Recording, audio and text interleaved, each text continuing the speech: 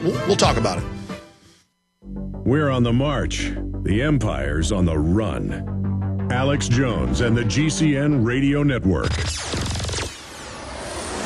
Hi, folks. This is Alex Jones asking you for a minute of your time to tell you about soap. Not detergents, but good old-fashioned pure soap made by the Cal Ben Soap Company, a family-owned and operated American company.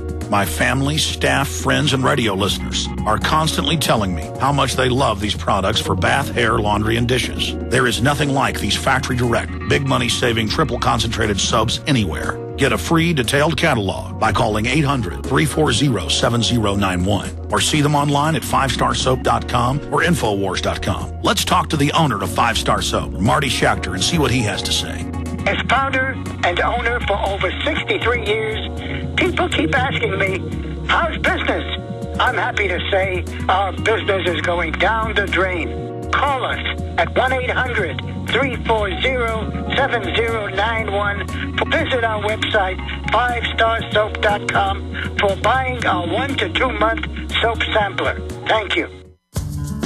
You've heard Alex explain how the Silver Lungs generator infuses the respiratory system with your self-produced colloidal silver solutions, yet many are unaware of the entire function of the Silver Lungs system and how it has been designed to deliver your silver solutions anywhere in or on the body. My name is Mario Cifaldi, and I'm the developer of the Silver Lungs generator. Not only does the Silver Lungs system produce endless colloidal and ionic silver solutions, it also comes equipped with the proper applicators and devices needed to deliver your silver solutions directly to key target areas. This includes the eyes, ears, nose, lungs, topically to the skin, and orally for the digestive system. Be sure to watch our new 7-minute video tour of the Silver Lungs system at www.silverlungs.com to learn more about how the Silver Lungs system works. As well, we are always ready to answer any questions you may have. That's www.silverlungs.com.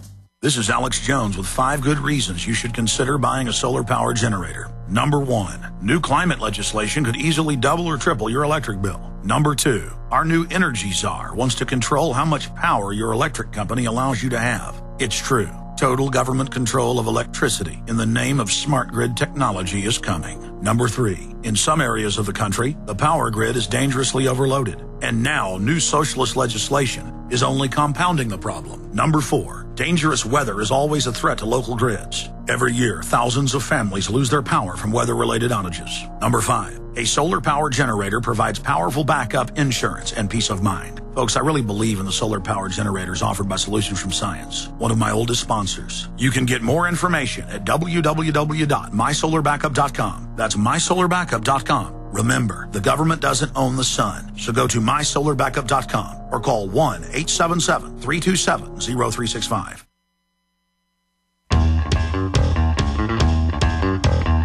Big Brother, mainstream media, government cover-ups. You want answers? Well, so does he. It's Alex Jones on the GCN Radio Network. All right, ladies and gentlemen, thank you for joining us. Let me get straight into this Karl Rove Republican situation. Here is the New York Times today. GOP leaders say Delaware upset hurts Senate hopefuls. Now, they basically said the same thing about Rand Paul. They sent in Cheney to campaign against him. They put all their money behind the Republican establishment pro-bailout candidate. They demonized him, just like the Democrats are now doing. And he's widened his lead against the Democrat in the last few months since he won the primary against the Republican.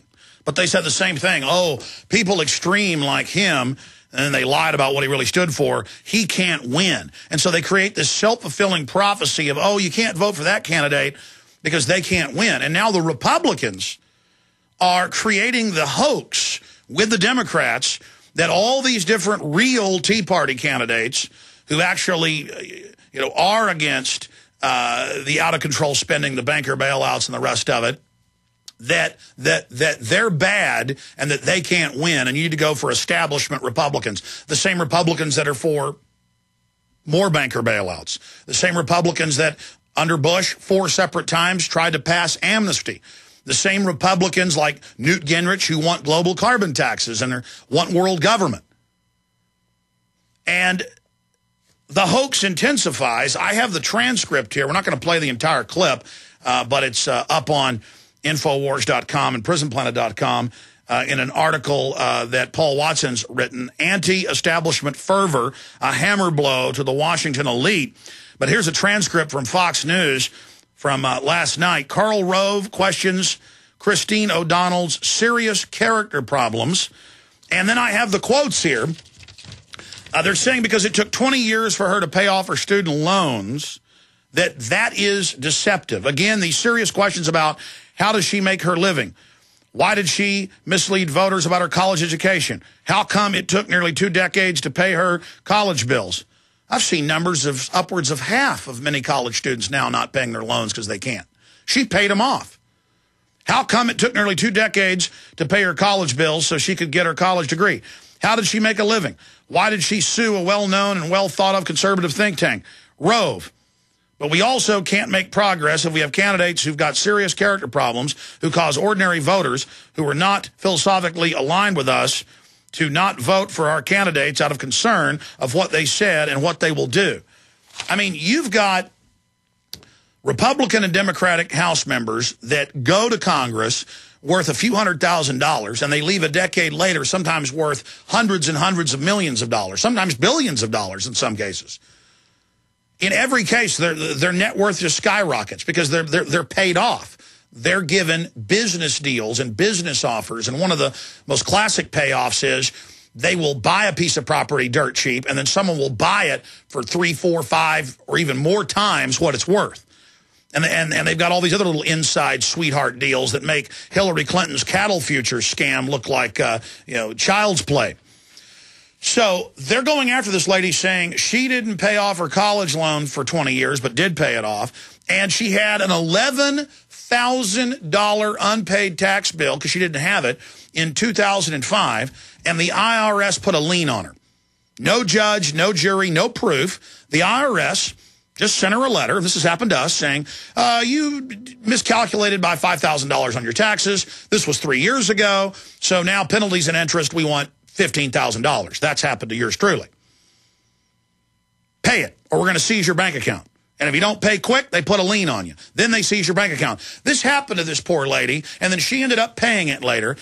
Meanwhile, you've got Geithner not paying taxes for 5 years completely. You've got large portions of the Congress not even paying them, period. You've got record numbers of White House staffers and White House officials and czars not paying taxes, involved in all forms of corruption. But none of that's an issue. No, the issue is this lady had a lien thrown on her by the IRS because the IRS said she owed some money. I pulled up the numbers. It was a couple $1,000, but for penalties and interest, they wanted $11,000 from her and slapped a lien on her. Slapped a lien on her to get it. And now, oh my gosh, because this lady had a lien on her, this is, what's the quote that he uses over and over again trying to hammer into your brain? Serious character problems. Now, I don't know this lady from the side of a barn, but the fact that the system is attacking her, the fact that the system is demonizing her, the fact that they have the Republicans and Democrats coming out against her, I mean, that tells you all you need to know. And Sarah Palin endorsed her. She's endorsed Rand Paul. I mean, you've got to commend her on that. I think she's far better than Glenn Beck. I mean, I know what Glenn Beck is. I'm not really even sure about Sarah Palin. I know she's been hooked in with Kissinger, and that's not good. But, these people run in those circles. But the fact that she endorsed McCain, see, that balances it out that she's bad. Point is, time will tell on this. But you've got really the establishment Republicans doing everything they can to make sure that real patriotic candidates who are anti-private Federal Reserve, who are anti-globalist, who are anti-banker bailouts, do not get into political office. And she's got a good chance of winning if people realize, and the polls show they do, that when someone's being attacked by both sides of the fake political spectrum, that is a certification that they are at least better than what the establishment is trying to push. And now that she's won the primary, and they've had a bunch of other upsets as well, against establishment Republicans in the primary, and establishment Democrats are losing in the primary every time they have primaries. I mean, it's just scores of races every time they have these primaries the last 3-4 months, showing that voters are really starting to get sophisticated, and they're not going to just get conned by the Republicans. They're not just going to get conned by the Democrats. That's why there's record numbers of people not donating to the Republican Party, the RNC itself, who then disperses it to who they want. They're donating directly to candidates. And that's what's got Karl Rove so upset. He wants that money. He wants to be able to control that and put his people into power. And so we can have somebody like George W. Bush, who's for amnesty and all this police state stuff and issuing all these intelligence reports and police training, demonizing people that want to get rid of the Federal Reserve, or real conservatives that want to get us out of wars like Ron Paul because we're going bankrupt and they're immoral. So that's what's going on here. And you're going to hear from Tea Party candidates about getting medical care for the 9/11 responders. You're going to hear from Tea Party candidates criticism of Veterans Affairs signing secret deals with insurance companies to steal their death benefits. You're going to hear about the private Federal Reserve and the New World Order. You are not going to ever hear that out of Karl Rove and people like him. They've been there all along trying to co-opt the libertarian, constitutional, Christian movements, you name it. They've done everything they can.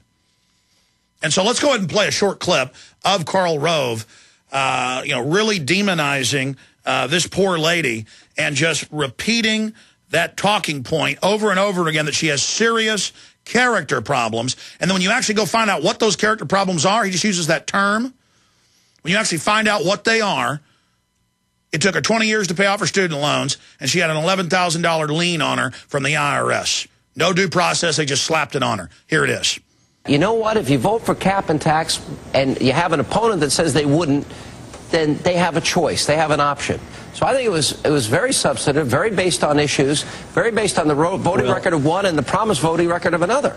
You know, again, you're making my case. This was about Mike Castle's bad votes. It does conservatives little good to support candidates who, at the end of the day, while they may be conservative in their public statements, do not evince the characteristics of rectitude and truthfulness and sincerity and character that the voters are looking for. She doesn't show rectitude. This is a guy up there high and mighty saying, I tell you who has rectitude. I tell you who is morally good. I tell you, who you could vote for and who you can't. I'm the grand poobah. I'm the high priest. I'm going to tell you, Republicans, what you can and can't do. You need to stay on the Karl Rove reservation because I am morally of high rectitude. This is the guy lying about WMDs. This is the guy caught red-handed framing a Democratic governor in Alabama. On record. They just framed him, sent him to prison. He was released. This is a guy involved in every dirty trick you can imagine. And all these sycophantic rhino Republican supporters like going to these events because they paid $5,000 to go to a dinner with George Bush and Karl Rove, and they feel like they're part of the power structure. And they go pose like a bunch of parrots in a tree, in this whole pecking order. And Karl Rove's their friend, and they're smart Republicans, and they've been co-opted and scammed for decades, and they want to be suckered again, and they're going to listen to him because he's got so much moral rectitude. This is the White House writing torture memos saying they could even torture people's children with pliers in front of their parents.